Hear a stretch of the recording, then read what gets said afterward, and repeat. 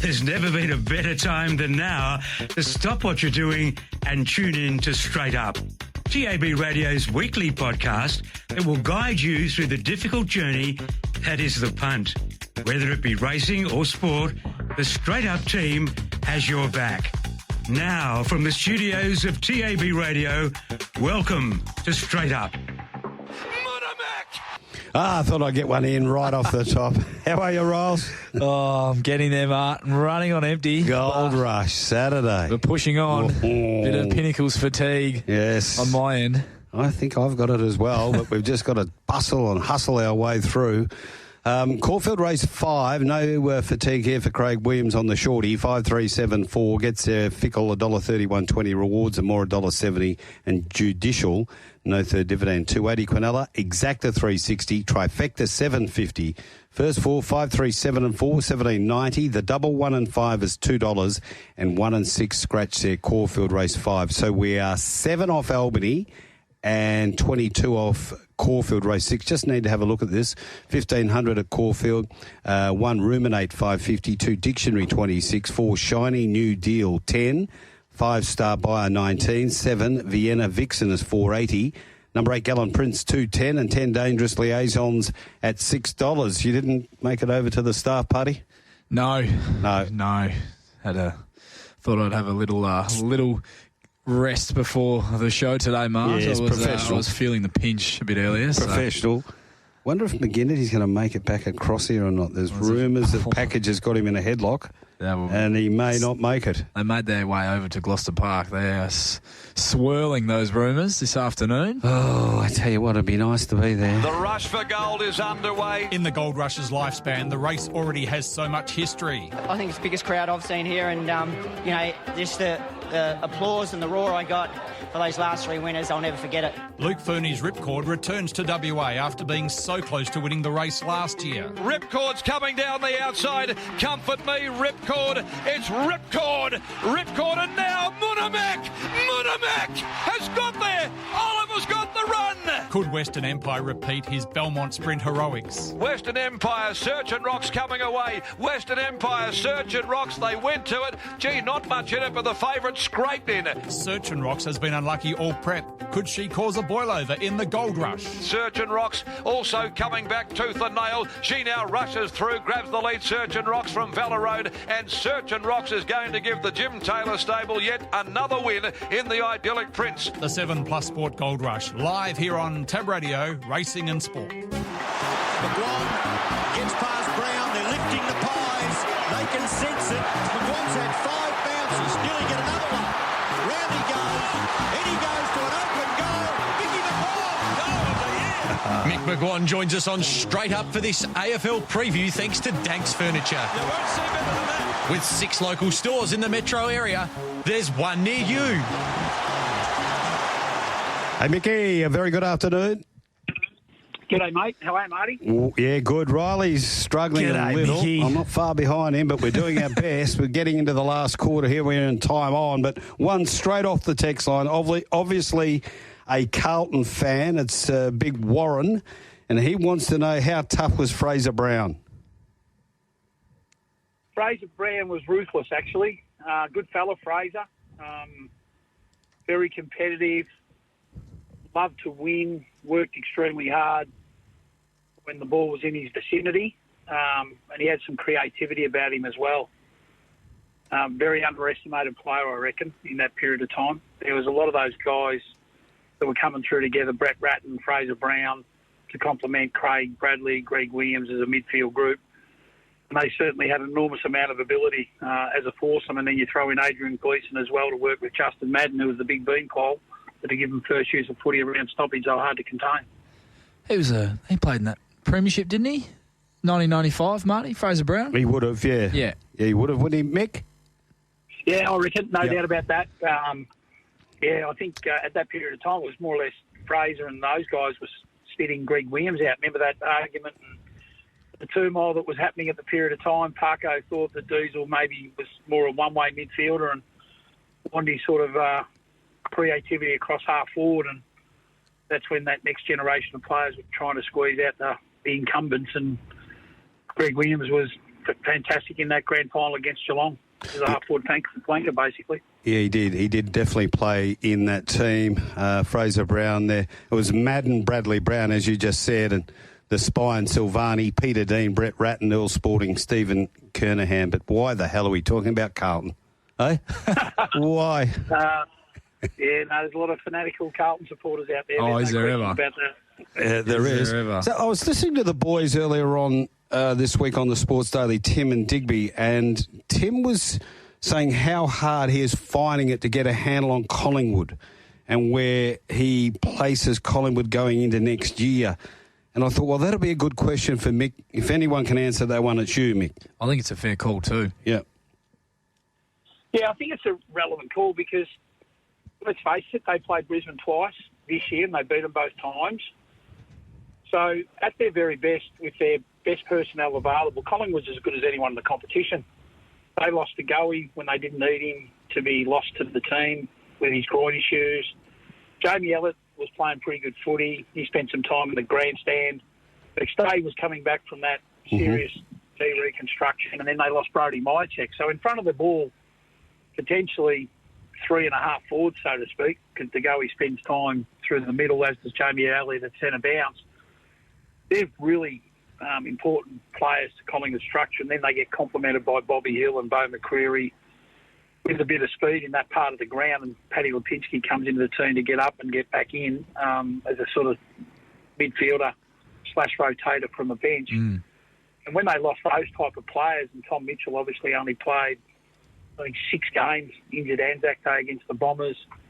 They never saw him since, and he was really instrumental in their premiership campaign the year before. So I think at their best, they're very competitive. I think they're a top 8 team for sure, and at their healthiest best, I reckon they can certainly press for a top 4 team. Cameron's helped them in the ruck. I reckon he's evolved to a very good player now. Their defence was all at sea early. Quainer looks as fit as I've seen him. I thought he was lost last year. Got too big, too heavy, too strong, didn't play with speed. Counter-attack wasn't there. Darcy Moore missed his mate in Murphy. I think they took a long time to recover that loss.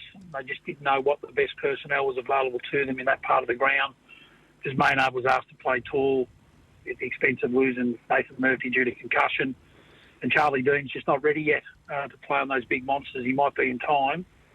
They tried to blood him for periods, and he was left at sea at various stages against the better forwards in the competition.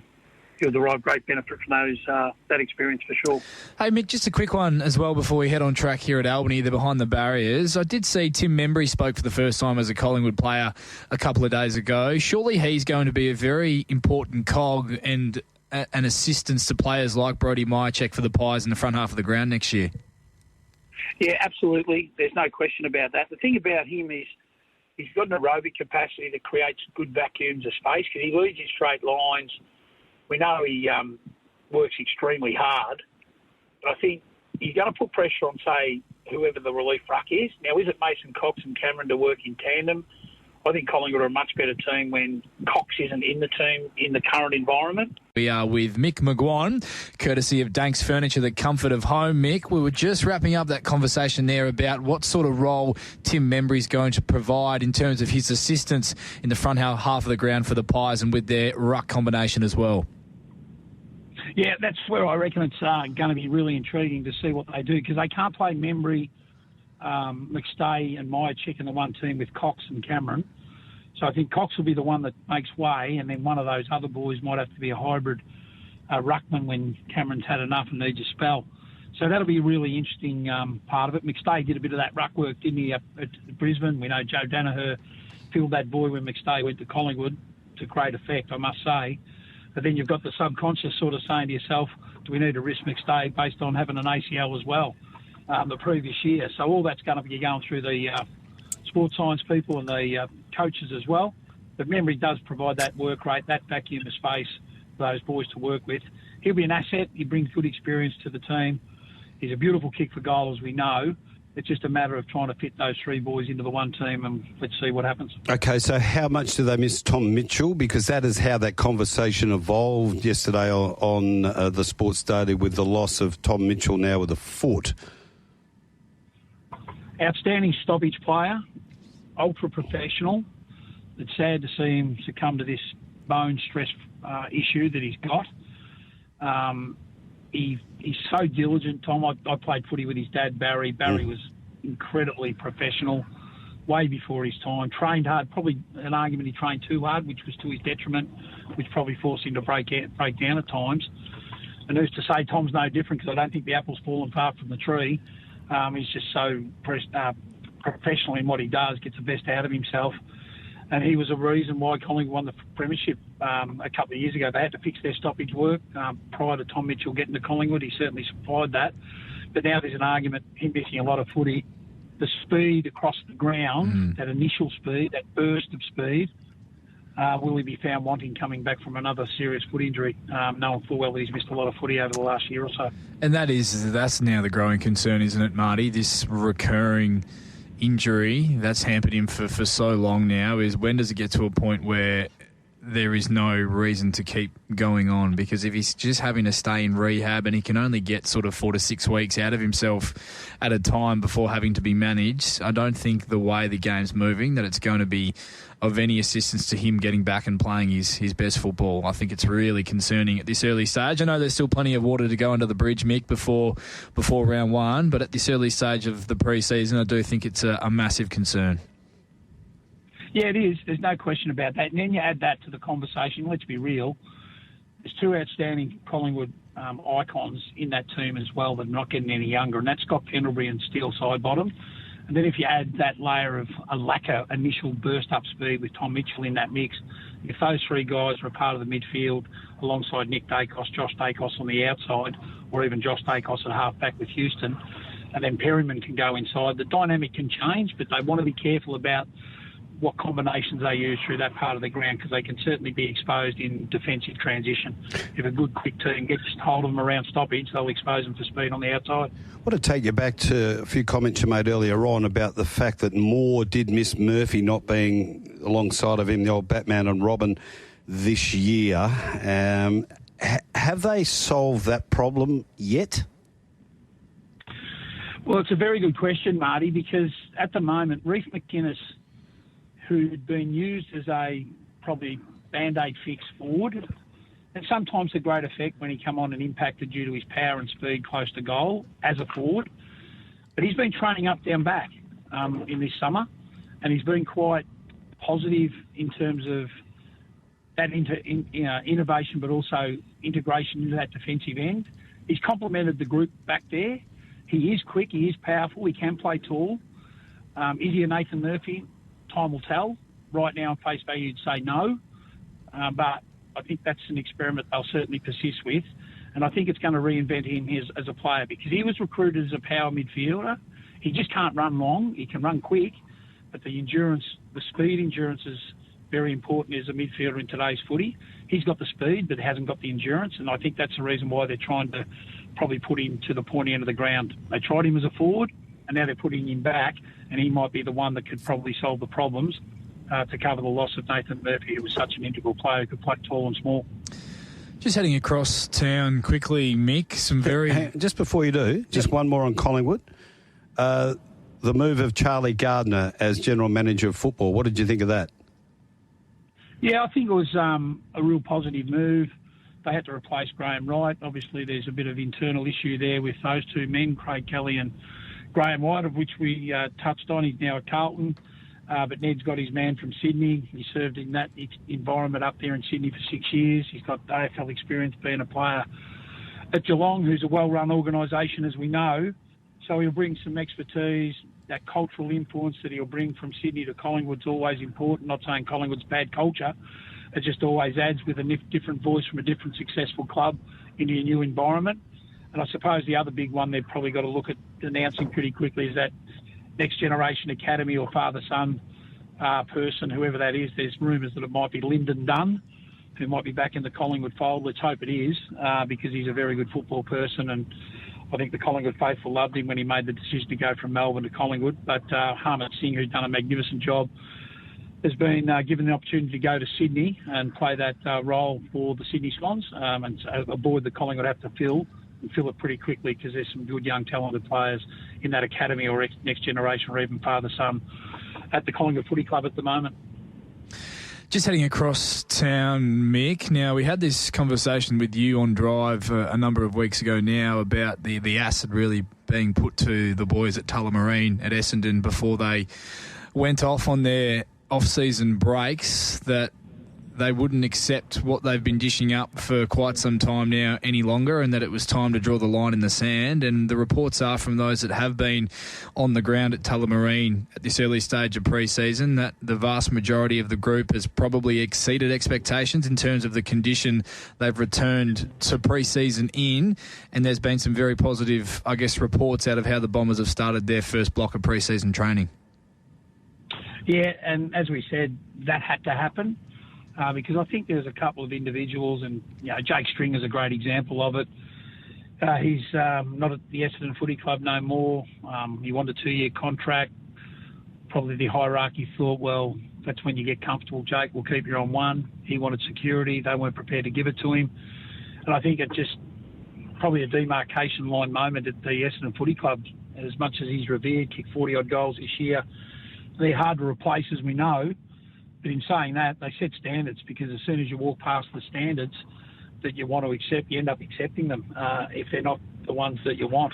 And I think for too long, Essendon have spoke a big game, they've talked a big game, and as I said to you guys, I got it on good authority that Brad Scott went whack in a meeting before they went to their little break, and they've come back in a competitive mindset. They've trained with venom. I've watched them closely on a number of occasions now, and they're certainly ruthless in their approach, and a lot of those fellas have come back in fantastic nick.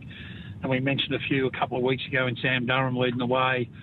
I know for a fact that Nate Caddy's come back bigger and stronger. He looks like a key forward already. He's going to be a very good player, that kid, in time. He's just got an appetite for the contest, and there's others that you certainly join in the chorus with, because they've come back with the right attitude. And if they want to play finals footy, they have to probably get past the acceptance of a lot of individuals within that club, and they're trying to weed out from the chaff. And I think Brad Scott's going about it the wrong way. And at the end of the day, when you get strong messaging from your coach, you've got a decision to make. It's your choice whether you want to listen and do what he's told, do what you're told, or do you go the way you want to think you can go, and you can survive AFL footy. Well, good luck with that. It's going to be very intriguing to see what sort of season the Bombers can put together in 2025. Mick, we're only 3 minutes off start time at the Caulfield Heath for race number 6, so we might change our attention to the Kilmore Trots this evening. Race number 1 has already been run and won, so they are up to race number 2. Mick, I know you've done the deep dive into the form at Kilmore tonight. Do we have a play or two for our listeners to try and build a little bit of a bank heading into the weekend? Yeah, I'm pretty keen on a couple tonight, I must say, Rylie. I'm really keen on race 2, number 7, on an each-way basis. They put up $7.50 over here this morning, and I think that was clearly overs. It'll get into about 3 to 1. I don't know what price it is with Tab Touch. $4 at the moment with Tab Touch. Yeah, I think it's probably those odds, and I think that's not a bad bet. It was terrific last start, got back, chased the line really strongly. This is an easier race than last time, and there's probably a couple of bets in that race you can have a couple of little shingles on too. As number 2, Ace Dugan, will be around the 20 to 1 chance. It'll look for the lead, and if it gets it, it'll run a race and outrun its odds. And even Self-Exclusion is probably around the 20 to 1 mark as well. But I'm pretty keen on number 7, a couple of savers there at good value. The next bet is in race number 3. I think number 8, Mr. Evolution, will derive great benefit from its first up third. It'll improve significantly if it has any luck at all. It'll be winning. The only danger is number 4, Cincinnati. For Dave Murphy, he's also flying from Dunstown. We grew up in Bungaree, the old Spud Farmers area, just out of Ballarat. And Murphy's name's been synonymous with the trots for a long period of time, but he's also going extraordinarily well at the moment. So Cincinnati's got a good chance in race 3 to beat the favourite, but they're the 2. And when we have to wait for the last fellas, load up here. I think number 2 is a good thing, and more on the turn of this horse for the Barbie stable and Anne-Marie Conroy to drive. This had its first up run last start. Figure form doesn't read good, but it went terrific on the clock. It ran 6th at Melton. This is an easier race. That was first up for 2.5 years. It'll derive great fitness from that first up run. This horse got good ability. I think it'll be too good for them in the last race in the program. That's race 9, number 2. It's a nice push there and a nice price as well, Mart. Race 9, number 2, Amore Maternal at $3 currently with Tab Touch. Race 2, number 7. Race 3, number 8, The Danger there, number 4. Thanks as always for your time here on TAB Radio, Mick, courtesy of Dankz Furniture, the comfort of home. We'll do it again next week. Have a good weekend. You too, fellas. Take care.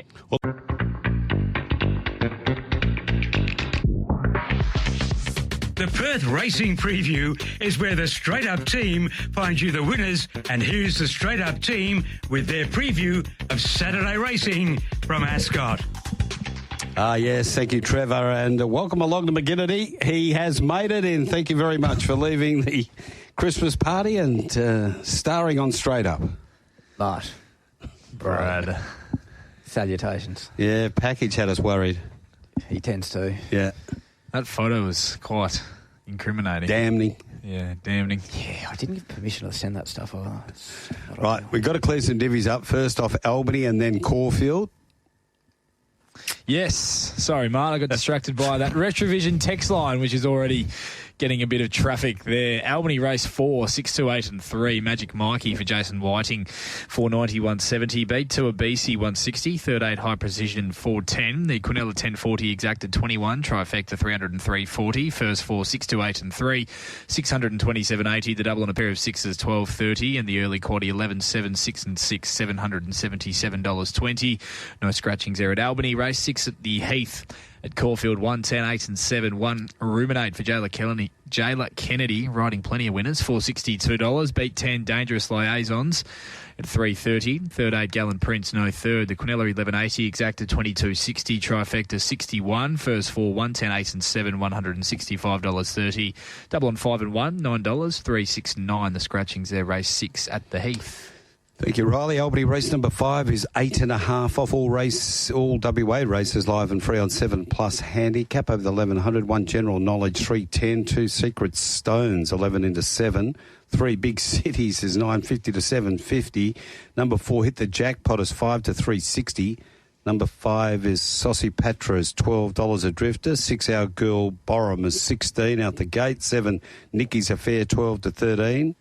Number 9 Doodah Ditty is 20 into 12, and 10 is Nutwood, 10 out to 16. Gee, there's some names in that one. Gee, look at these two. Whoa. Wow. Plenty of red there. Yeah. Yeah, we're talking about Michael Heaton. Big Redmond. And the Flying Frenchman. He does look a Frenchman today, doesn't he? Very French. Matty French. Right. Better have a look Caulfield too. Race 7. This is over the 1,200 metres in 22 minutes. 1 Tacito is 6. 3 Altruist is 34. 4 My Temptation 280. 5 Paroy 650. 6 Takiko 440. 7 Explosive Thinker 950. 8 from Pantherland 21 and 9 Plaza is $6.50. Get your text in 0427 789 571. No Barbaro Butchers Quaddy. Don't send them in because they're just going to the abyss. What do we got? Been down there a few times, have you? This is current residential address. I'm giving. No, we do love hearing from our man Dutchy. Dutchy's in nice and early, and I know he's abroad at the moment, Dutch. So he's certainly he's abroad. Oh, I thought you thought him abroad. Afternoon, boys. Dutchy here, messaging in live from the motherland in Amsterdam. I'm assuming Brad was here last Wednesday at about 6 p.m. when prices went up. Lucky for him, Sunlit Fresco wanted a hot dog handed to him from the outside rail. Otherwise, we might not be able to hear the show over McGinnity shaking the tin for some coins. Oh, woulda, coulda, shoulda. Got the overs at least. Many did. Did it pay? Does that pay anything? No, unfortunately Dutchy not. may have sent me a photo from the Dubai KFC. It's intriguing. He said it's one for the black book, so really duly noted. You'd have to add it to the tour. The 7+ Sport Gold Rush over the 1,400 worth $1.5 million. What are we thinking about holistically? The meeting rail back to true. Weather forecast sort of back to about a 25, isn't it? Yep. Excited about the good even fields. I like the meeting. I think there's some nice bets to be had on the weekend. A little bit more up and about than I was last week, and last week wasn't too bad. So onwards and upwards, Mart, after a couple of pretty tough weeks leading in. I reckon Paddy Hannon would be happy with that beard of Ryan Hills. It is an absolute blitzer, isn't it? It's got a bit of strength about it. It's been groomed, hasn't it? Did you like it when it was a bit more unkempt? Oh, no, I'm an each way man. Now, the great Greg Ells texts in, and he reckons that Chris Parnham is going to fill his boots starting on Saturday now that Willie is out for 6 to 8 weeks. Watch this space. Wow. Now, I know we were having a little chat off air, us gentlemen, regarding certain jockeys and track patterns and whatnot. And one of the things I have picked up, and I know most of them probably do it to an extent, but the one thing I have always picked up going to a few of these more regional tracks and also at Ascot is that the one jockey you know is always there before the first, walking the track, and particularly in the home straight, is Chris Parnham. Every single time without fail. Indeed. Great focus on the task by doing stuff like that. It's those 1%ers that make him one of the best. Absolutely. Most definitely. So on Saturday, 28 degrees, cloud clearing, looking 15 to 25 kilometres an hour. They are southwesterly, becoming light during the evening. So your thoughts there, being you described Ascot as a wind track earlier on? Yeah, that's my opinion, Mart. Yes, so what does that wind got to do with the pattern of racing on the day? Well, it seems to me that if it's got a southerly or westerly tinge to it, then you probably prefer to be maybe off the fence, and rail position can be inconclusive in that scenario. But and it seems when the easterly's in, it seems to be an on-pace sort of track. Did it surprise you at all that they've gone back to the true for this meeting, given there has been some very, I would say, prominent queries around how the fence plays when the rail does go back to the true? Interesting, isn't it? There's always been that well-publicised sort of 1 metre section, hasn't there, where they've always said it was a bit dicey because maybe it was different turf or something like that. But last time they raced at the true, I thought the true section played every bit as well as the 3 or 4 metre section, which tells me that any perceived bias was probably wind-related on that day. Yep. It's very easy for an analyst to say nothing won on the fence that day, as some are saying, but for mine, that's a touch lazy. We look a bit harder, and how many leaders did we expect to win on that day? So on that day, King Cartel led, gave a great kick, got caught in the line. Bruce Almighty breezed first up at 1200 in an unsuitable race and got beaten a length in the Lestier. Zipaway was good on the rails. Magnificent Andy had to be hunted through on the rails and was very good. And then the last race, Sowar and Thorogood both kicked through on the rails, and they both beat in less than a length, and they were both at huge prices. My follow-up question to that would be, has some of the way these races have been run on these certain days, these farcical tempos and really slowly run races, Brad, do you think those examples have exacerbated this topic of conversation, this track pattern and the biases that we've seen over the course of the season? Do you think that some of those races that do really stick out with how slowly they were run because of potentially jockeys erring on the side of I don't want to take my horse to the front or lead because it's going to be a disadvantage to my horse's winning chances, do you think that's played a part in this conversation we've been having for seemingly the last 5 or 6 weeks? 100%. So what are we saying this perceived bias costs your horse a half a length or a length or whatever it may be? That's the sort of margin that's pretty easily made up if you ride your horse to its strengths and not overreact or alter your tactics due to a perceived bias. Okay, so the best jockey to buck that trend of perceived bias won't be riding for 6 to 8 weeks here is William Pike, because he will say, I don't care if they think the fence is off, I'll go up there and have a look. Every time you interview him on a day where there is a perceived track pattern, he says you ride your horse to its main strengths and you do the best with what's presented to you. Yep. He's always been big on he wants to be in the right flow area, in the right spot for his horse, and worry about the rest later. Let's get into the racing preview for Ascot on Saturday. Race number 1 is the Tab Touch. Have you got the touch plate? It is over the 1,400 metres. And time to go 12.33. The first, Bondi Bay, is 12 out to 16. King hit 5 into 460. Shaney Bay 12 into 8. Caporetto 14 to 19. What's the point? 5 out to 6. Number 6 is Ranix 12, 17, back to 13. 7 Earthstorm 280, 320, 260. Black Aura's 550 to 650, and Mavis Myrtle's 51 to 61. It's a delayed meerkat there. I love it. For Caporetto? For Shane Bay. Absolutely. Yep. Pro Keen Early had 1,000 places there at the 320. Well played. Black Aura, 1,000 places at the 215. Plenty of. This is one of the better supported horses in WA whenever it goes around, Black Aura. 4 or 5 250 win bets there, Black Aura. King Hit Pro Money 500 at the $5. Rannick's local Pro Money each way there as market mechanisms took that price out, so each way at the $17. And plenty of Earthstorm money building up their rolls too.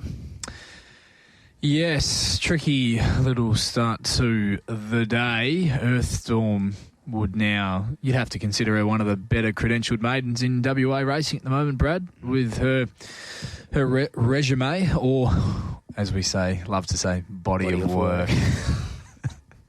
But, she brings the A1 form, I think, through the Listeria. She was very good behind Cashel Palace on that occasion. I thought the way she got to the line was terrific. She's had a few chances now, so she is, I guess, testing the patience of those that have been following her, but this does look a very suitable race for her on the weekend. I don't know. I'm just a little bit uneasy with how this race is going to be run, and what sort of setup she's going to get from that potentially sticky little barrier. I think there's some other nice horses here who could potentially improve as well, Brad. So the $2.60 is probably not a bet for me with her in the first, although I will put her on top. What's the point? Looks very raw but progressive for Luke Fernie. Broke through last start, clearing out on the chasing pack with the second horse, Northern Diamond, who looks a nice staying type of filly in the making, and thought that he would roll forward into another very prominent position here on speed, either leading or sitting outside the lead. And then you go back to his first public appearance, a 1,000-metre trial win back in September, and he comfortably took care of Exceed the Planet, and who looks, who, as we know, is along with Earthstorm, one of those very credentialed still maiden 3-year-olds, and Wrexham, who looks a horse with ability as well. And you go down the page, you've got Ranix, who was a good run last start, thinking that race might prove a handy little form reference to 100%. Brad, 3 wide, no cover. Shane Bay, really nice horse, trialled well, could win this fresh without surprise, although I do think he's going to be a horse, just looking at his breeding, is going to be better suited once he gets out over a mile and potentially even further. And King Hit just had to do all the bullocking work in that WA Guinea, so you could forgive him for that performance as well. But you probably just worry about how much that sort of run does take out of him now that he is getting deeper into his second campaign. Yeah, find one you like and back it. It's one of those races where I genuinely wouldn't be surprised if any of them won all at various contrasting stages of their preps. We don't know the progression or peak of so many of these horses, and even your 60 to 1 pops only been beaten 3 lengths by Goldmaker, who's a more than handy horse in a horse race. So make a case for a lot of them, Mark. Yep, you certainly could. What's happened to Bondi Bay as a horse? I know it was flying along and then it went up in class, and things haven't worked out for it. I see they've taken, blinkers off, winkers again. What was the trial like? Fine. It was okay. I just think it's been a very indifferent preparation. He's gone sort of kicked off over the 1,000. I'm not sure that suited him, and since then he's drawn some bad barriers, and maybe for me, Marty, doesn't go as good on top of the ground, a horse that perhaps appreciates getting his toe in. And one more I want to ask you about is Ranix. Geez, it was a good run last start at Pinjarra, caught 3 deep, as you said, but I love the way it knuckled down in the last 100 metres. And wasn't it? And I agree with you, Riley, 100%. That could be a very nice form race going forward. I think it will. It already has proven to be, with Cosmic Spirit coming out and winning at Albany earlier today. So that's already held up as a form reference, Mark. And that was the hunch we had leading into the weekend already. Now, no tips for you? Not for me, no. Shorty? The Mauler. Yeah, the Mauler's weighed in here, and he's gone race 1, number 5. What's the point? Don't mind that. For Luke Fernie, the Bull Point. I like this horse. There are rumours going around he may put in a performance there tomorrow at the Brook. The Mauler. The Mauler. Well, he's weighed in on the text line as well. He says, boys, Clint Johnston-Porter's going to give Chris Parnham a run for his money while Willie's out, riding very well at the moment. Beautiful, beautiful work. Thanks, Bradley. Yes. Love your work. Yep. Bit of a team going to the Brook tomorrow. Howard the Gabe, the world-famous French chef. Howard will be officiating on the Sunday morning with the bacon and egg burgers. The little Welshman from France.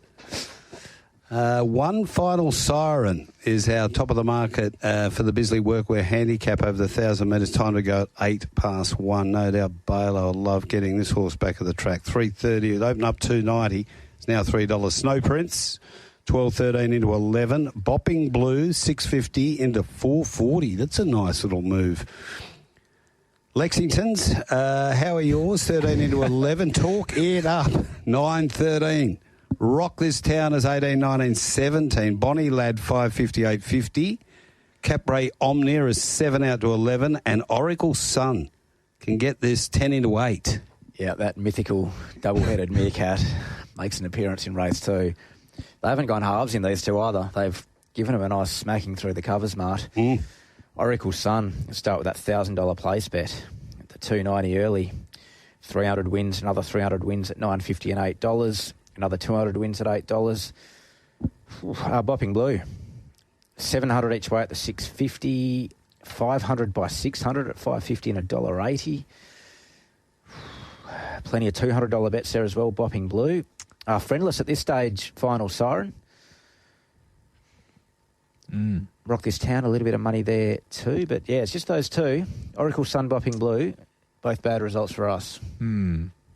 Yeah, Final Siren has, I guess, the best form on the table heading into his run on resumption. 2 from 2. First up, he was a 66-plus winner. First up last campaign, defeated Ginnivan on a couple of occasions, so then went on to win 3 on the bounce.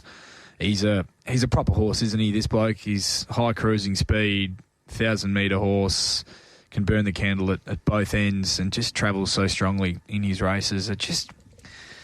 I don't know, this race just grazed me up a little bit, Brad, in terms of a setup with this horse, apprentice jockey, race with high pressure, there's plenty of speed engaged. Not always the most sure thing out of the barriers. He has shown a tendency at times to step awkwardly from the machines as well. Trial was good, slick time. I'm excited to have him back at the races, and I hope he wins for the team and for Beck, because she's training incredibly well at the moment, and don't think this is an overly strong 66 plus, but I don't know, some of those races sometimes, Brad, where the horse is the clear standout from a form perspective, but the setup just makes you feel a bit uneasy. That's how I sort of feel a bit about this horse. But if he pings the lids and gets to the front, good luck catching him. Yeah, one of those races that looks on paper, we talk about this a million times, haven't we, Ross? It looks on paper to have heaps of speed. Who knows how that's actually going to transpire.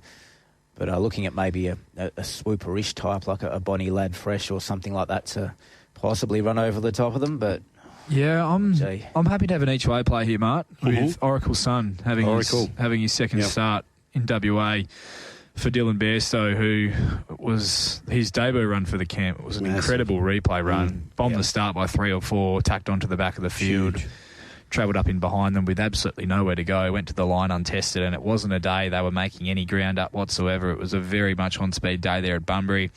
And going into that race, was down there on the coverage for that occasion, said that he's on figures from when he was racing over East, Marty. His best would be more than good enough if Dylan Bairstow had him forward enough on that day, which he certainly did. He was a good thing beaten.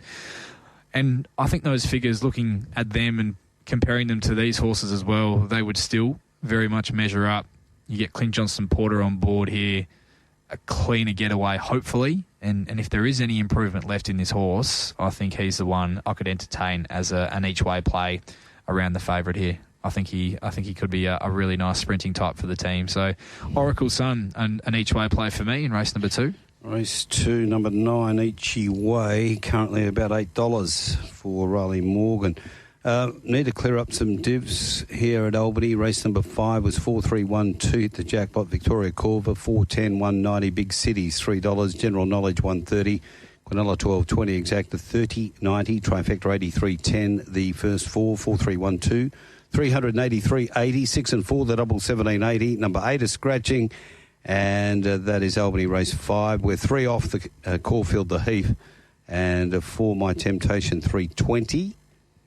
Paroy is 650. Takiko is 350. Explosive Thinker 7. Plaza 850 and up the top. Tacito is $8.50. Let's do the prices for race number 3, and that is the Mrs. Max handicap over the 1,200 metres. See how we go. And at number 1 is Kripalenko, $10 from 650. 2 Resonator, 51 into 31. 3 Twain's Angel is 280, 290, 260. Bozoom is 8, out to 16, back to 15. Son of the Boss, they trade as high as $13 here, back into $8.50. Good specking at the odds. Keep Attacking, 330, 310. Miss Flirtatious is 8 out to 950. Paddy's Flying is 21 to 23. Thomas Magnum, $15. Mart. Yes. The Eastern States Pros gone out wide early with 1 Resonator each way at the mid price. Got the 51s. They did. They did indeed. Cleaned it up. And the 41s. Yeah, polished it. The 34s. Said, we're going in again. With polish. Son of the Boss, as you alluded to, whilst you looked firmly in my direction, Mart.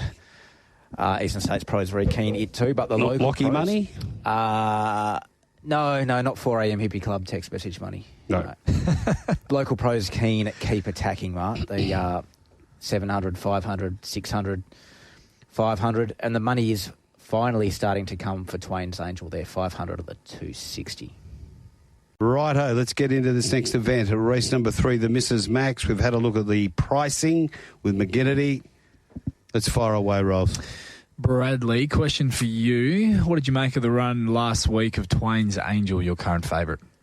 I thought she should have won. I thought she's a bit stiff. I like to work through the line. It's very hard to make up ground, isn't it, on those hard tracks? And she sort of got stopped and had to start again. I liked her run. You disagree? Yeah, to an extent. I just thought once she was able to extricate off heels, she just got to the line. She didn't really have that change-up speed that I was expecting her to show. I thought, hang on a minute, once they turned for home, I thought, if she can get out here, she's going to win.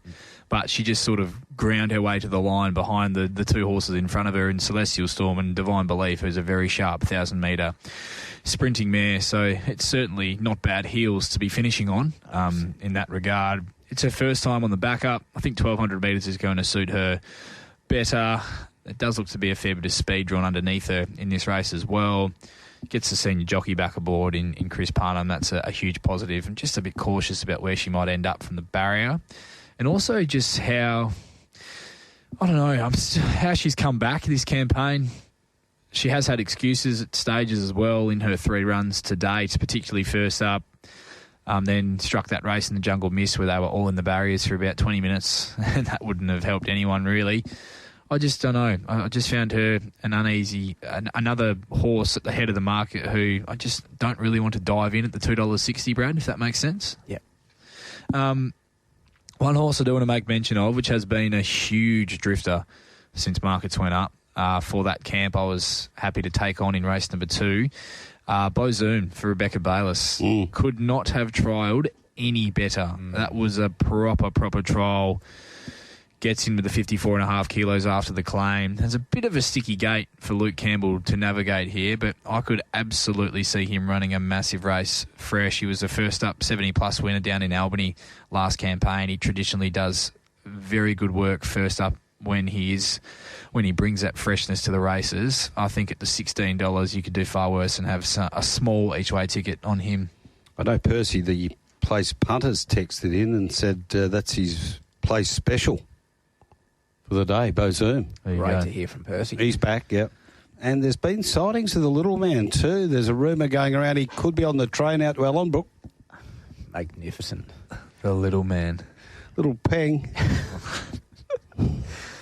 Probably got me covered by that. Oh.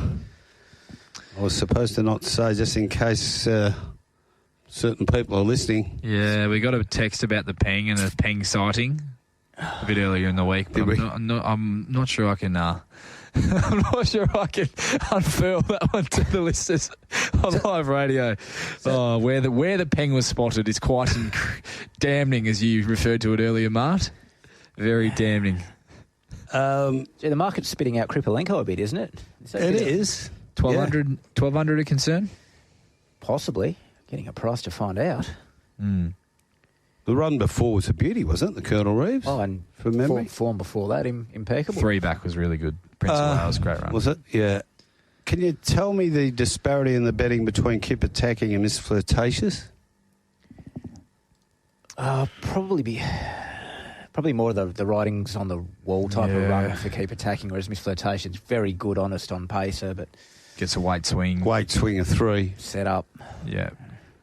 Gets that weight swing, and it does look a nice setup for Keep Attacking.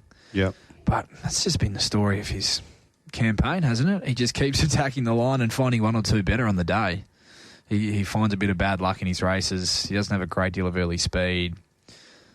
There is still that lingering query if he does end up back on the fence from Barrier 2 where the inside is the place to be with the rail and the true.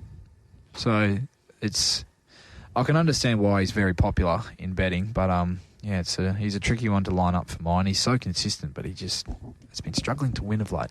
It's the sort of race where Mart finds one for us. I'm Bo Zoom. I'm siding with it, the place. Miss Flirtatious reminds me of you when you're a single man going to those nightclubs. You always tried your hardest, but there was a bit of bad luck involved, wasn't it?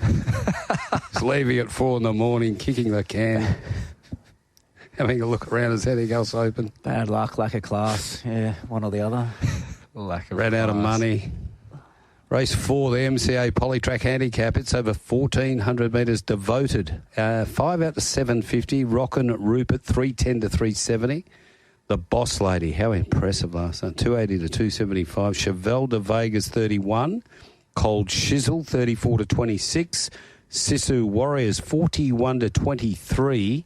Hell I Am, 12 into 7.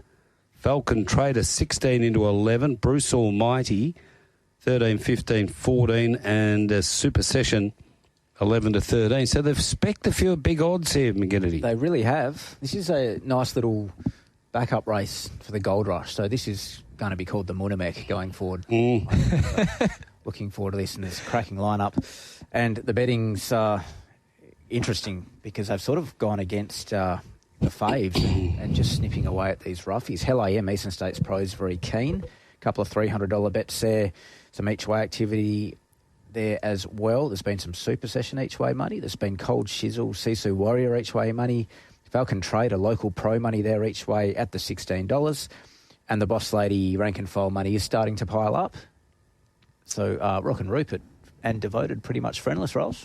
Yeah, great race. Really competitive edition of the Munamek. Looking forward to the inaugural on the weekend. Yeah, the Boss Lady is your starting point of how big she was, grabbing them late in the Jungle Dawn. She was a bit slow out again. But in saying that, Brad, it's not exactly an easy... Obviously, that win was at listed level, black type level, but it's not an easy race to drop back into from a ratings perspective with the depth of this field, and she does have to carry an extra 3.5 kilos at the weights, and she has carried weight previously. Her first up run with the 60 over the 1,000 was an incredibly good run, so I don't think the weight's going to bother her one bit. It's more just where she lands in running.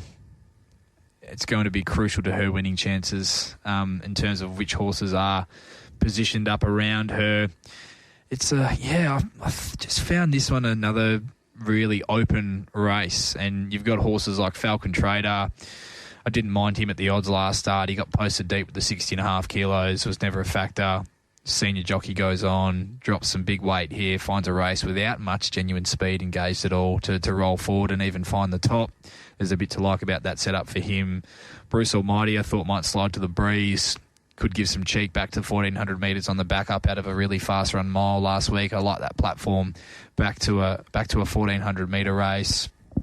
Then you've got horses like Rockin' Rupert, who wouldn't have been impossible to run top 4 or 5 in a Gold Rush off the back of how he's been going. Does have to lug the 60.5, and the 1,400 metres does remain a question mark, Brad, with him, but he's absolutely airborne at the moment and brings a very different form line to the Boss Lady, which many would say is far superior as well in terms of the opposition he's been racing against. Yeah, I certainly didn't think there'd be as much between them in the market at this stage as there is, so probably leaning towards Rupert at the prices, because the way I looked at the race, I wanted to be on one of those two favourites and probably just going with whichever one's the biggest price. But yeah, on personal market, I did have the Boss Lady favourite. Just love the way she's come back. She's just not asking for any favours. She's just got a wicked turn of foot, and she just has, the only thing she's doing wrong this prep is she's missing the kick by a length every time. Yeah, and just one as well. Just quickly with Devoted, just reading between the lines, they intended to ride this horse positively had he not knuckled out of the barriers there first up in the Carbine Club. So I just get the sense with Braden Garth booked, claiming the 2 kilos, if he was to leave the barriers a lot cleaner, we could see a horse like Devoted push forward and try and inject some speed into this race and find a position over the speed, which I know most speed maps will have him somewhere at the back of the field from barrier 10. I just thought he might be a horse we could see press forward to try and find the breeze. Okay, no bets, you guys? Not for me, no. Jeez, I was on Rock and Rupert mad in the Winterbottom. You have to stick fat I'm there. entitled to follow up, aren't I? 100%. Yeah, geez, he's racing well. My goodness. Just that Belmont season just seemed to have turned the corner. Get a few wins together, get a bit of confidence, and different horse. Okay, on to race number 5, the PKF Perth Handicap over the 1800. This is time to go 8 past 3, 1 power and Profit and Power. 360 out to 460. Border Force is 750 out to 850. 5 down, 26. They did trade 31 back to 26. Red Dwarf is 18 out to 26. Stormageddon 10 out to 12. Central Force 7 into $4.20. 7 Kings Parade is 21. 8 for All Eyes is 31. 9 War Matters 480 to 440. El Unique is 26. Lynn Hyphen is 17. God's Garden is 19. Misintention, Spect in 101 to 61. Pagey's Turn is 51 and Sketter at 61. Yes, Mart, as you alluded to, Central Force, Eastern States pros and local pros, both keen, so had their feel early, including 400 at 7, 500 at 5. War Matters, plenty of pretty sharp money there, including 500 at the 480. Interesting, a bit of chipping away at El Unique at the big price there as well. That's pretty much it. Okay, we are up to the PKF Perth Handicap. We've been through the markets. So what are your thoughts here, Riley? Pretty keen here, Marty, to butter up with Profit and Power up to the 1,800 metres off a really dominant Class 3 victory at Belmont last start over the mile and a bit. 1,800 metres will be no issue for this horse. He posted a really strong time figure in victory there last start. He's just going to roll across from that wide draw and either lead or sit in the breeze. My only slight concern will be if he gets caught in the role of towing the field up to 5 down, if they employ similar tactics to last start, which I doubt they will given the beaten margin on that occasion, but I'm more than happy if he gets to the breeze outside 5 down, and thought he'd prove very hard to get past sliding into the race from the 600 metres from that position. We know he can sustain that high cruising speed, and with queries on a number of dangers and where they're going to end up in the run and how far back they are going to get, I thought it looked a really nice race for Profit and Power to put another win on the board. So with the one, pretty keen, Mart, one of the better bets on the program for me, Profit and Power. I think War Matters is the main danger.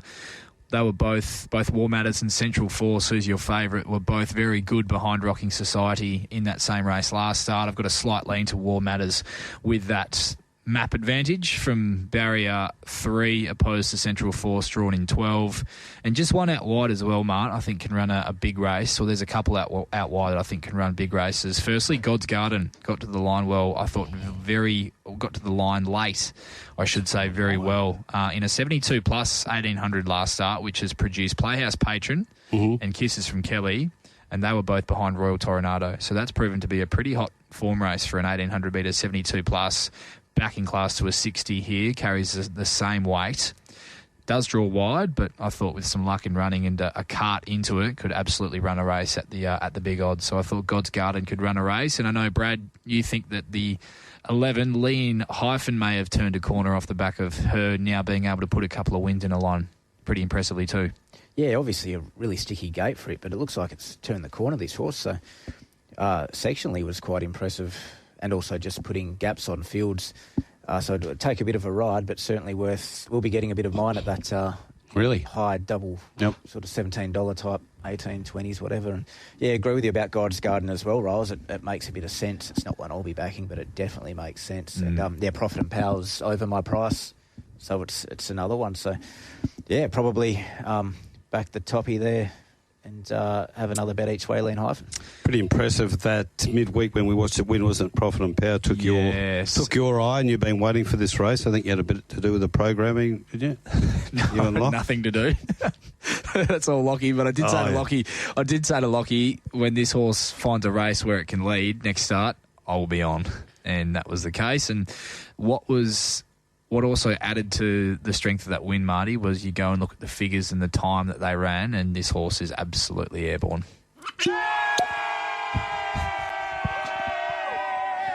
So the Jack Jumpers 78 are leading the Breakers 63. Game to come. Melbourne United are playing Illawarra Hawks. That is tomorrow.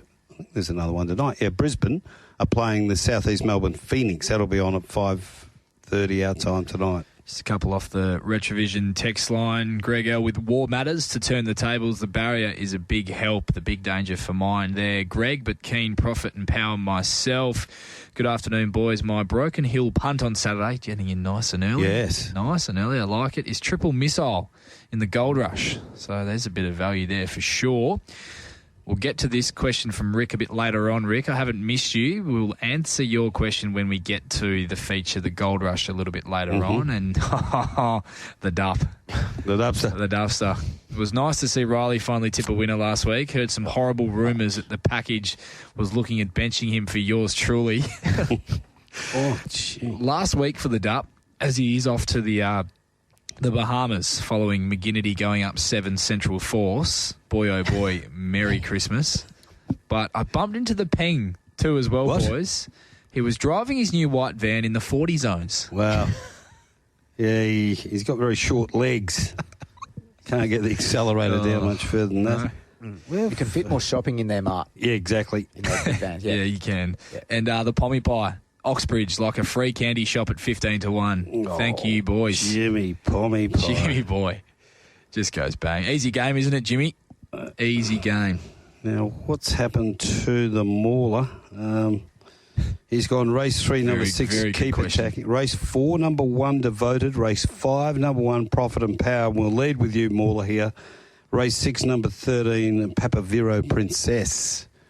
Right, let's have a look at this. Before we do, better clear up those divs on Oxbridge too. What a win that was. They look to be flying at him. I thought they were flying, and the horses just kept kicking. They can do that in Albany, can't they? Huge drifter in betting too. Yep. For Chanel Cooper, 14.90, 4.70, beat 3, Evelina, good run. First up for Michael Lane's stable, $1.40. Third was 6, Mockadreen at $1.20. The Quinella 17 exacta $54.80. Trifecta $179.70. The first 4 $1,369, $1,022.70. Double and 4 and 1 $65.60. There were no scratchings. Race 6 at Albany. Okay, race 8 at the Heath. It's only 6 off. The Tile Importer handicap over the 1800. 1's Commander Harry at 8. 7 Royal Hard Hat $7.50. Number 4 Pure Grunt $4.20. 5 Soul Seater is $8. 7 is Retorn at 6, 8 Blooming Edge 41, 9 is Ampere at 11, and 10 Hawkins. Expected to be hard to beat Mark Hunter like this, 4.20 into 3.20. Cool Hand Luke Curry on board. He'll be riding here on Saturday. So let's hop into this race, race number 6, which is the first leg of the quad. No longer sponsored by Barbaro Butchers, but 1 Little Silver, 21 to 22. Blue Lagoon is $14. 3 Galaxy Affair, 15. Madam Magic is 18 into 11. They've had a little crack at this. My Jimmy is $9.50 to $9. Kalima, 6 out to 8. Romming Danger, 14, 17, back to 14. 8 Ton of Grunt, 8 out to 14. 9 El Patron, 14 to 16. 10 Our Rocky Bay has been 12 into 9. 11 Plays with Fire, out to 31. 12 Calora's 41. Papavero Princess, $8 into 6. Hide the Oreos 126. Red Tory is 10 into 8. And Belle Journey, the unlucky runner last start, is $12. Yeah, Belgiani early. There's been a couple of 200 each way type bets there at the $12. Al Rocky Bay, local pro money there, a couple hundred each way at the $12. Red Tory, local pro, 300 at the $9. And 500 places at the $2.90. Papavero Princess, 500 each way, the $8. Kalima, 500 at the $6.50. Madame Magic, local pro money there, 500 places at the $4.75. A smaller win component to that bet as well. And a little bit of snipping your horse, Mart. Robbing Danger. Mm-hmm. No, I haven't forgot it. Robbing. How did you go pricing this one up, Bradley? Sometimes the dartboard jobs are easier. Because we're all just guessing. Oh, wow. Yeah, there's a bit going on here. Very open race, clearly. $6 a field. Papavero Princess, who off her first up win probably warrants, or would go close to warranting favouritism in this. It was a very impressive performance. She trialled up super leading into that. I've got no doubt in my mind, Brad, that she's a Saturday horse and with the right run could absolutely repeat the dose here, but this does have a bit more depth than her last start victory or first up win at Pinjarra, and she has drawn very wide again, so she does need a little bit to go her way and a bit of luck in running, but no reason why she can't win again. I was big on my Jimmy heading towards that Grandstand Cup first up off how he trialled. It was just too good a trial to ignore. And I know he's always been a horse that traditionally runs his best races second up when he's got that run under the belt. But I thought he was a huge run in defeat in that Grandstand Cup. He drew wide, he travelled up wide throughout, and then somehow managed to get himself held up in behind runners when he was bolting in the straight as well. It was just a really, really ugly watch from start to finish, and I thought to get as close as he did at the finish was a good effort. 2 from 2, second up career record. He's unbeaten. Clearly that's a big tick. Back to 1,400 metres is no concern for me. The concern for me is barrier 1. I think that's probably, and being back on the fence, big field, doesn't look to be a great deal of genuine tempo engaged, which I could be wrong in that regard, but it just looked a sticky little setup for him. I love the jockey change with Kalima. I don't think there's anyone riding better at the moment than Lucy Fiore. For me, that's a huge tick from a riding change. Another horribly luckless run last start, which is becoming a worrying trend for this horse.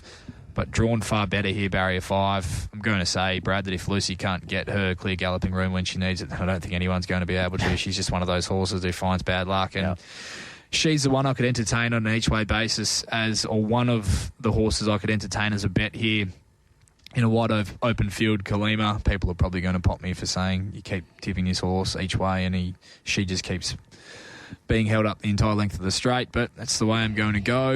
And Red Tory, who it seems as though Brad Parnham's hopped off my Jimmy to ride this horse.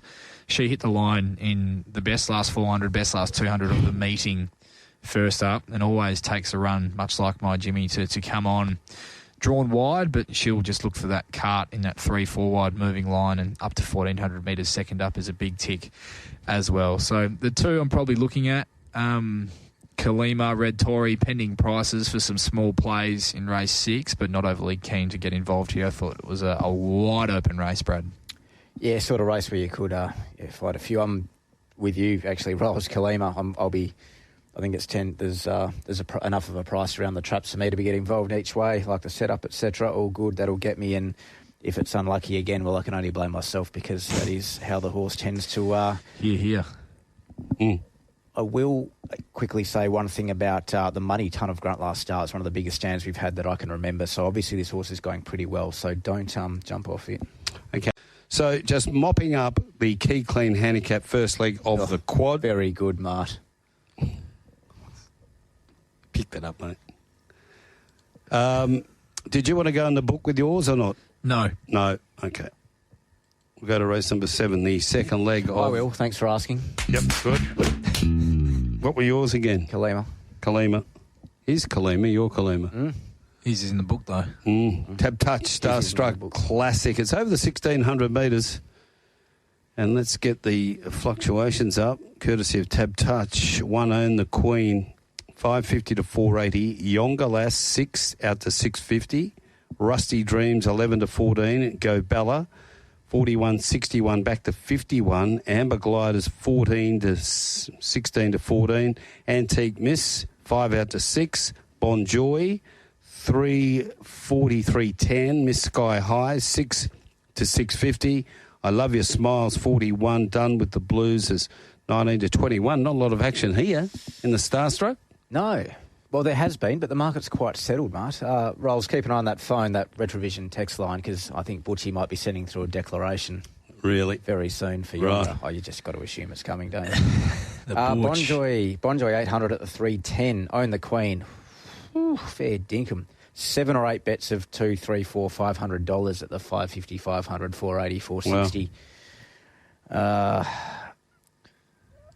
Own the Queen. I might need to loan the chamois and wash people's cars for a job next week if this gets up. That's probably our worst result of the day so far, Mart. Miss Sky High, good each way support there as well. A couple of 300 each way bets. Bit of younger money, but not the sort I'm expecting. No. Yeah, good race. Really good race. Bon Joy looks the one for me. Off a run in the Jungle Dawn. Massive. Drew Whitus. Ridden for luck, back to the inside, had to change lanes and duck back to the inside of horses to get into the race and wasn't allowed that flowing run like your boss lady was out wide. I think if Clint Johnson-Porter can land her in the first half in running from the barrier and off the fence, then she's going to hold the aces on a horse like Own the Queen, who's going to be back into her inside from barrier 1. I'm sure the camp would have preferred any other barrier in this field than 1, but that's what she's come up with. Stable's in some really good form. I just thought that was just such a big first up run. I just wanted to be with her next start into this race up to 1,600 metres. I think she's the best bet of the day for me. Bon Joy for Jason Miller. I've got huge respect for Own the Queen with how big she was on resumption, and that's been a strong form race that she comes through as well. You just worry a fraction maybe of such a good return from a long layoff. She may be entitled to a bit of a flatter run second up. As mentioned, barrier 1's also not ideal for her. I didn't think being hemmed away in a race, it doesn't look as though there's genuine speed engaged. It's probably another good question, Brad. Who leads this race? There isn't a lot of speed, is there? Gee, this is a messy setup, isn't it? It's, real tough one to decipher. It's a messy setup, but I just thought if Clint Johnson-Porter could keep Bon Joy out of any trouble from barrier 3, it was too good a first up run to ignore. So not going to overcomplicate it and going to butter up, and had something on her at the price first up, and I think she's very well placed to run well out to the mile second up as well. Completely agree, especially coming off that major setback and running so well. That's so impressive, isn't it? Yeah, I'm with you. Price has been trickled away nationally, unfortunately, but could be some money, some other money horses in this field late. Has been some snipping out wide horses. Even horses like Amber Glade tend to get their support. Rusty Dreams was a nice run last start. There's a few backed horses, so yeah, some chance. But that's going in the book for you, Rolls. Bon Joy. Yep. Bon Joy for me. Only 310. Yep. Best bet. Rylie Morgan. Okay. Let's keep pushing on here. We come up to the big one of the day. This is 7+ Sport Gold Rush, Group 3, 1,400 metres. You're listening to TAB Radio, Racing and Sport. Take TAB Radio wherever you go by listening on the Tab Touch app. The rush for gold is underway. The big mare Carly's Karma second. The Astrologist now comes on. Comfort Me down the outside. Getting up on the inside, Valana Red Can Man. And Kiss on All Four Cheeks is digging in. Further back, this will test you. The Astrologist hit the front. Comfort Me the danger. The Astrologist. And now here comes Kiss on All Four Cheeks. She's diving. I don't know if she made it. I think the Astrologist might have just clinched it. Maybe it's the Astrologist. The horse has been super the whole time. Couldn't be happier with him, and just keeps fighting and fighting and fighting, and Pike read him an absolute treat today. One word for you, Willie: flow. That's right. We've been lacking a lot of that this carnival, I feel. maybe that's just sour grapes because I haven't been winning as many as I want. Today he was back to being that dude. He just couldn't care less. He cruised around and he just did everything perfect. As they'd set sail for the judge, and Munamek is trying to weave his way through the field. Red Can Man took Sava to excel. Ayrton under pressure. Comfort Me. Oliver's getting through with Munamek. Ripcord's coming down the outside. Comfort Me. Ripcord. It's Ripcord. Ripcord, and now Munamek. Munamek has got there. Oliver's got the run. The racing gods have spoken. It's gold, gold, gold at Ascot. Ollie goes out a winner in the Gold Rush. Well, I couldn't think of a better way to finish it. You're right, it was death or glory at the top of the straight, but I knew this horse, I had a bit of confidence in this horse. He can take the gaps when they come, and Nick Ryan did a great job with him. I just had to point him in the right direction. When the gaps came, he worked his way through them well, and it was a great win, but an unbelievable feeling. I couldn't think of a better way to finish it off. Well, there you have it. The boys have been hard at work. Good on you, Mace. Good work there. The Gold Rush, the history. Let's have a look at the betting this year. Western Empire, well, he was all the rage until the barrier draw, 350 out to 480.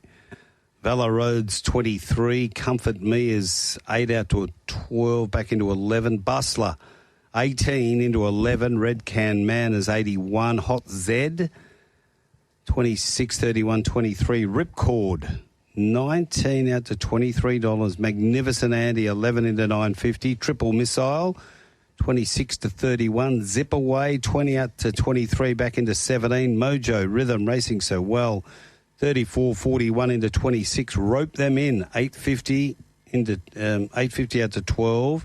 Aztec Rulers, 21, 31. Super Smink, 550, 480. Search and Rocks, 21, 26 into 20. Wind in the Lion is $21 best bet into $15. 400 Wind in the Line at the $15. 1,000 Western Empire at the 440. 1,000 Western Empire at the 460. Or add some bank interest to it, champions. Go again. The Busselmeister. Gee, there's been a bit of a good local pro money. There's a couple keen, couple of 500 each way type bets there. And that Super Smink money always seems to come, and it's there again. Rick from Ross Moyne says, hey boys, no pike tax this week. Is Western Empire still a good chance at the more suitable 1,400 metres? The Gold Rush is a tough, tough race. Concur. I reckon there's about 2 or 3 lengths between these rolls, personally. I don't think you're far off. Yeah, this has been... I think most of the people listening will have understood by this stage that everyone who's spoken about this race this week in the lead up has virtually said they've got no idea. And I echo those sentiments. Very tricky race. Western Empire, for me, this has been his grand final all along, and this was always going to be the race that he was most suited to. I thought he was unbelievably good first up in the Colonel Reeves when he was very well backed over the 1,100 metres, held up, barrier 1 didn't suit, only beaten under a length by Rope Them In, who was able to get that, what we speak of, that flowing run into the race. And then inconclusive, still don't think he was at his very best, but inconclusive with a bit of traffic to navigate in the Winterbottom. Third up now, weight for age, 1,400 metres. Barrier, a slight concern, as is losing Pike, but Billy Egan's a more than capable jockey, and think if he can land this horse in that 3-wide moving line on the right back, carting him into the race, Mart. I don't think that's going to be a horrible place to be for this horse who appreciates galloping room and appreciates being able to wind up and build his momentum into the race. So I can understand why people are winding him out in their own markets in terms of the Pike factor. You lose the best jockey here in WA, and the barrier makes things even more tricky. But I still think with the right track into the race and flowing run into the race, he's still a massive winning chance, Western Empire. For mine, also the fact that he's a tricky horse to ride, Mart. Western Empire, he can get keen, he can do things wrong, and I think we as a punting fraternity have so much faith in William in those situations. But I've got to respect that Grant and Alana are Hall of Famers and grand final trainers, and this was the race all along, so you've got to respect that. But the more I look at this race, it's just there's just not a lot between so many of these horses, and you can go through all the form lines and all the way through for the last 6 months and confirm that. Zach from Burswood. G'day, champions, spelled CHUMP. Rope them in, just wins for mine. Can't wait for the post-race. In the running line, flowing from gate 19, no worries from Shooter McGrady. Cheers, boys. Just J-Dub. I love the J-Dub from barrier 20. Yeah, J-Dub. That's good. I like that. That's the sort of confidence we need, not the confidence that I have leading into this one. Had a look at the betting, and we were discussing the big one, the 7+ Sport Gold Rush over the 1400 rolls. Yeah, we had a chat about Western Empire's chances and how the race sets up for him. Super Smink, we know on the backup from the Northerly, she just got absolutely no luck there. For mine, Brad, the big question for me, back to 1400 metres, which I think is probably her pet distance, where she's done her best work in her career to date, is can she utilise that barrier? Because she wasn't able to last week when we thought that she'd finally drawn a barrier where she was going to be able to hold up in a position in the first half of the field, which was going to heavily assist her chances in that race, but she wasn't able to utilise it. Can she do that this week? Yeah, and so many horses looking to be in a similar spot as well, aren't there? So, yeah, for a big field, it's got a pretty light pace profile, in my opinion, Rob. Has it really? It does. Certainly does. As we work down the page here, Magnificent Andy's got huge claims. Big thing for me with him was I haven't liked how he's been leaving the barriers this campaign. He's been really slow away, and then he was back to his best self from the machines last start in the railway. He sprung the lids really well from barrier 1. So I think if he can repeat that back to 1400 metres, barrier 4, he's going to lob in a beautiful spot in running. Not overly concerned about the bars going on. He won a Hannon's wearing the bars. He's won before that occasion as well wearing the bars too, Marty. So it's clearly not a massive hindrance for him as a racehorse. I think he's got great claims, particularly each way claims with the run that he's going to get from barrier 4. Comfort Me, not helped by the barrier that he's drawn, but gee, he's going well. And if Holly Watson can get him across to the breeze or the front even without having to do as much work as what we might think, I think he's going to be very hard to beat. I think at the moment he's the way if I had to pick one to have a bet on as it currently sits, it would be Comfort Me each way for me, Mart. Really? And the way the market sits at the moment, having done a bit more of there's just no speed profile in this race, and I'm not sure where it comes from. Valor Road, I think, will go forward and try and get across the field from barrier 12. I could see maybe Search and Rocks kicking up and trying to find a similar spot, but I think ultimately Holly's going to get to the breeze with this horse, who you could say was very unlucky in the Railway Stakes. You could mount a genuine case that he goes very close to winning that race with better luck in running. And I just like how this race, in a race where there's so many map queries and where horses are going to end up in the run, I just think you know what you're going to get from this horse who's already placed in this race on 2 previous occasions as well.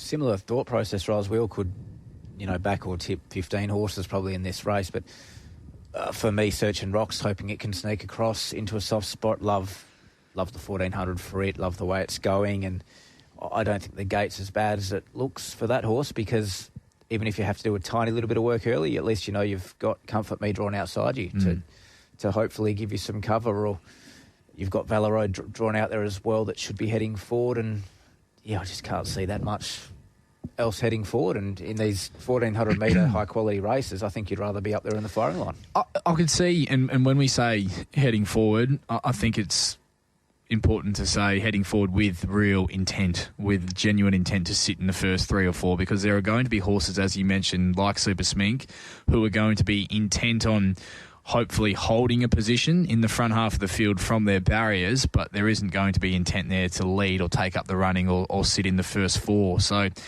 I just, you know what you're going to get from a horse like Comfort Me. That's why I'm drawn to him at the double figures. Know that he does find it hard to win, but I don't hate the setup even from the barrier for him. So I'm hoping Comfort Me gets a much deserved win in one of our carnival features, Mart.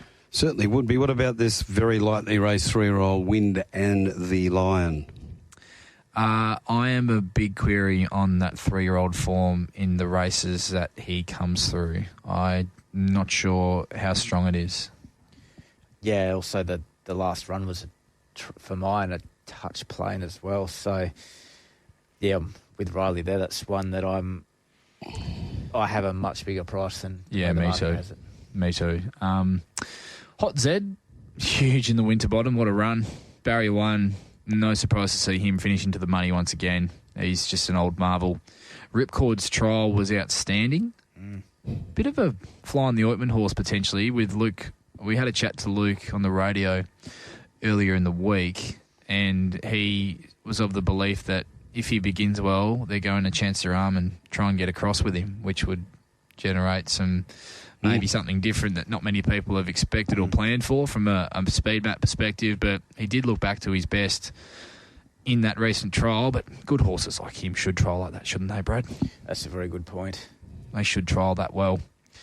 And then, respect this money for Bustler Rolls. This formula's worked for the horse in the past. It was a huge run in the same race. And the Listeer as well was huge. Just grabbed late by Casino 17.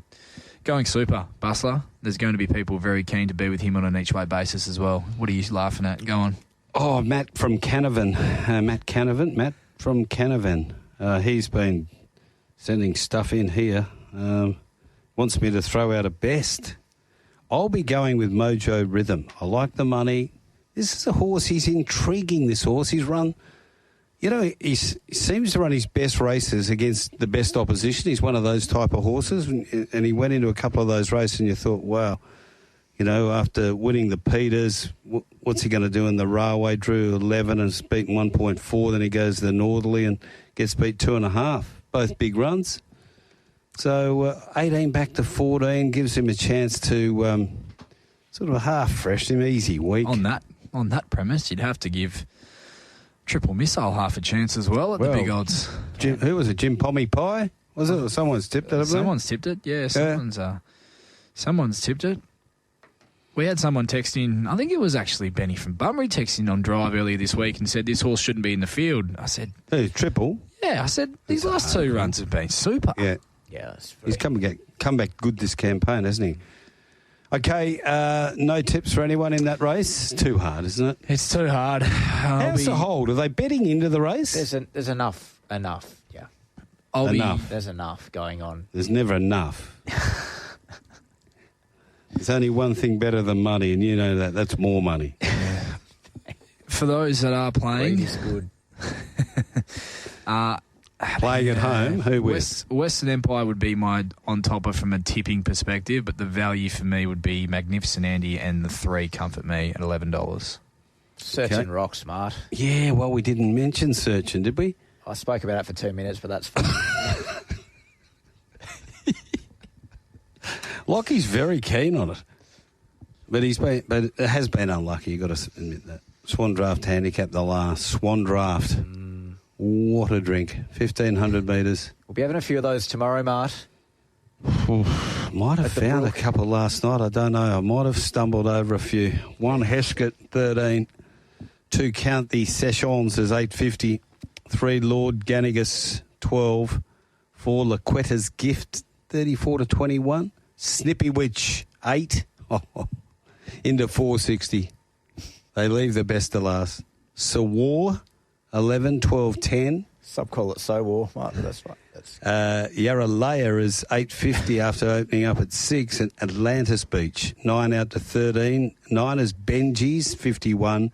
Harbin is 14. Noteworthy, 12. The Spruker, 650. They did bet 850.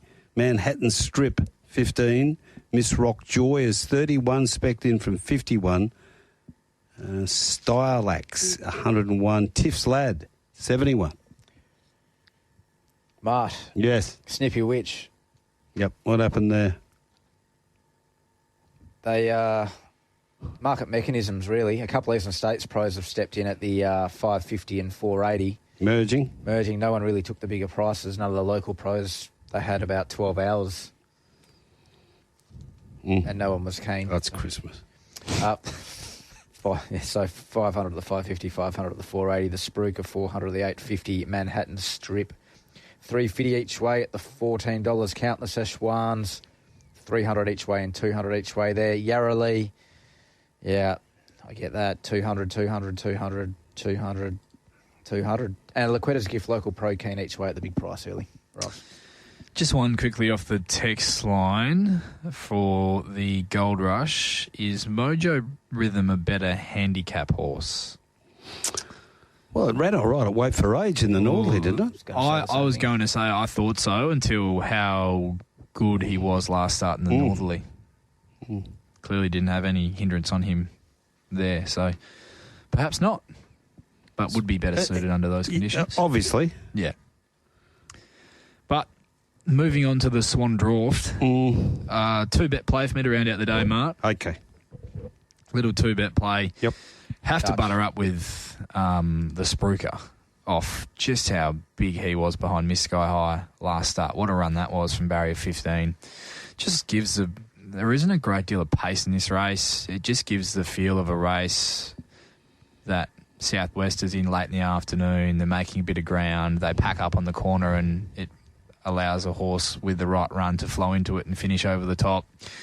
I just thought that he had no right to finish off that race how he did, and just the manner in which he attacked the line. I thought, wow, I want to be on next start, or at least be following him into a suitable race. And while he has drawn wide again, I think this is it for him. He's drawn to stay out of trouble. So the Spruker's one I'm hoping to be on in the last, and Yarrowlee, even though the barrier people will knock that, she's flying. She travelled into that race last start, same race. Like, had she got out, she would have burst through and won. Yep. So I just love how she's returned this campaign, and they're the two for me, Brad, that I thought could really run big races and rattle over the top, potentially blouse them. In the last, I've got big respect for Count the Sessions, who experienced a few issues getting clear in the straight once again, very typical of him last start. Flynn Johnson Porter knows him very well, but he's also got that middle-of-the-line draw, which you'd almost prefer him draw right out because he's a horse that does need some luck in running with his racing pattern. So I just prefer the fact that the Spruker and Yarrowlee are drawn out and he's drawn sort of a good barrier, because he's a horse that will get back in running regardless and might just become that meat in the sandwich and have to try and find a run between horses.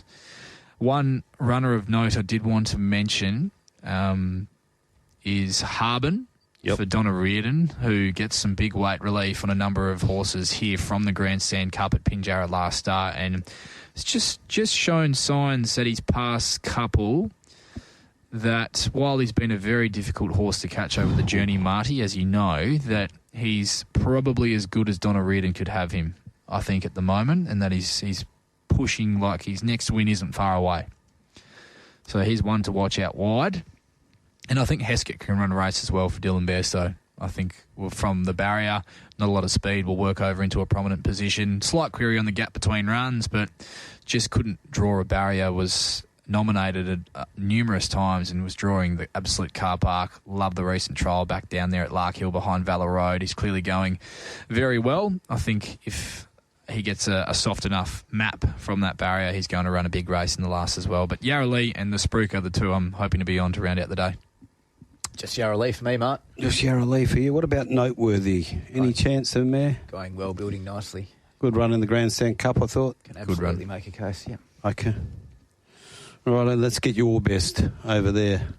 We're starting slow. So race 5, Profit and Power.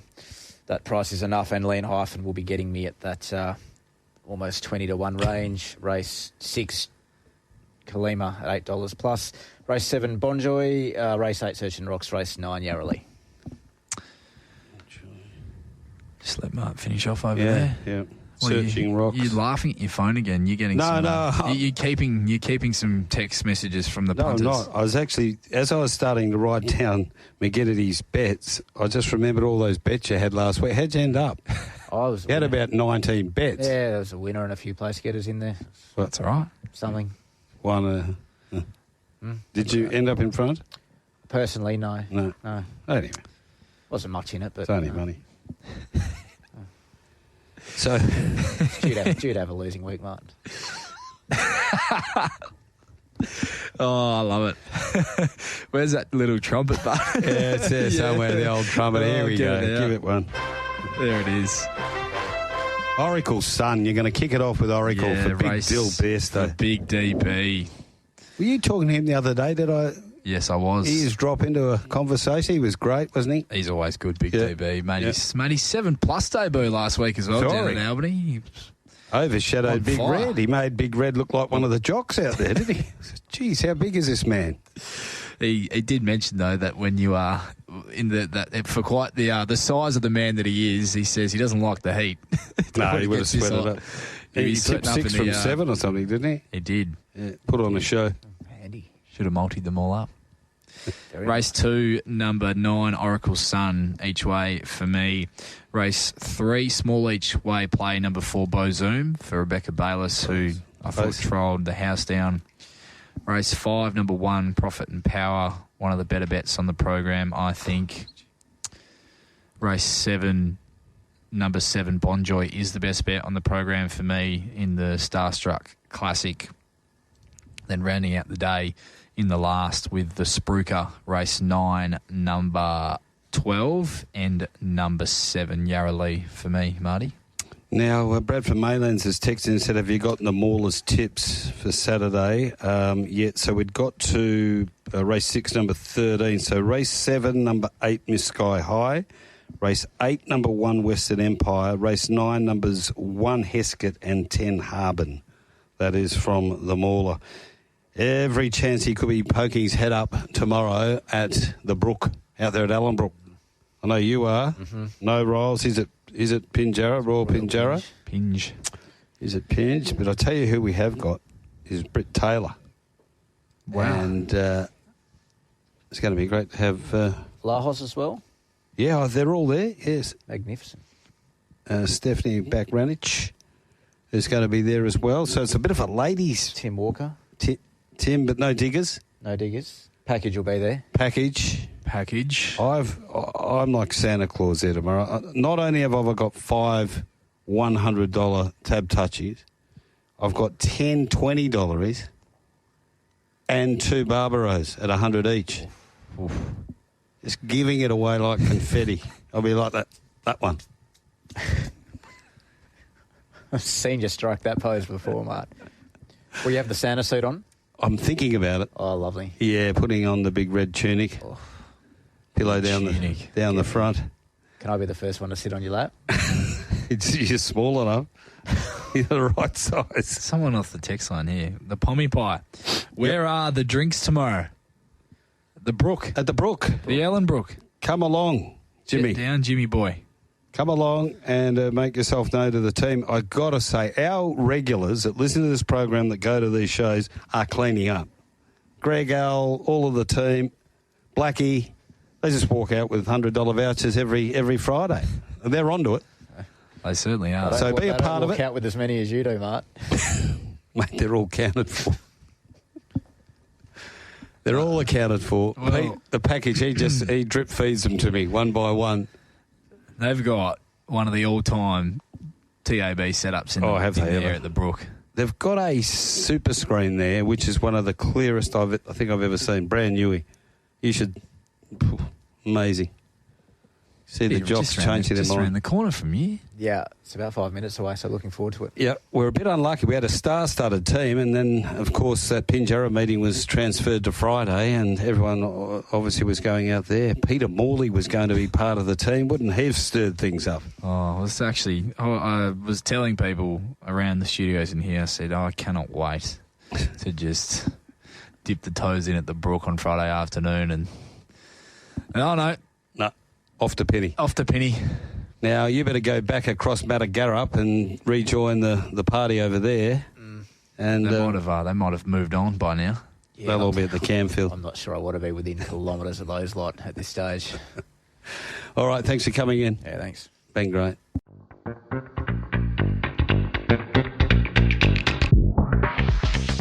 We hope you enjoyed another stimulating episode of Straight Up. All betting markets supplied by Tab Touch. All care, no responsibility went into the production of today's podcast.